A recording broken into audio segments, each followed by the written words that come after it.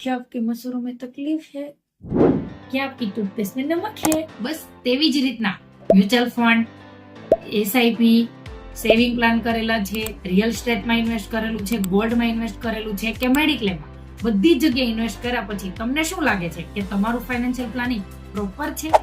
Financial પ્લાનિંગના પિરામિડમાં સૌથી પહેલા હોય છે એનો બેઝ, અને બેઝ હોય છે ટર્મ પ્લાન. જો તમારી પાસે ટર્મ પ્લાન નથી, એ પછી કરોડનો હોય, 2 કરોડનો હોય કે 3 કરોડનો હોય કે વધીને 5 કરોડનો હોય, જેટલા પણ ન હોય, જો ટર્મ પ્લાન નથી તો તમારું ફાઇનાન્શિયલ પ્લાનિંગ પ્રોપર નથી.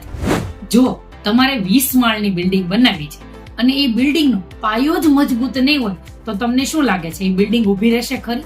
નહીં ઊભી રહે. એવી જ રીતના આપણા ફાઇનાન્શિયલ પ્લાનિંગની અંદર સૌથી પહેલા આવે છે ટર્મ પ્લાન. જો ટર્મ પ્લાન સારી રીતે અને આપણા ફેમિલીને સિક્યોર કરે એટલો ના હોય તો આપણું ફાઇનાન્શિયલ પ્લાનિંગ પણ પ્રોપર નથી. જો તમારે આ પ્રોબ્લેમનું સોલ્યુશન જોઈતું હોય તો તમે મને નીચે આપેલા નંબર ઉપર કોન્ટેક્ટ કરી શકો. જો તમને મારો વિડીયો ગમ્યો હોય તો લાઈક કરો, શેર કરો અને સબસ્ક્રાઇબ કરો અને ફોલો કરવાનું ના ભૂલતા હો. ધન્યવાદ.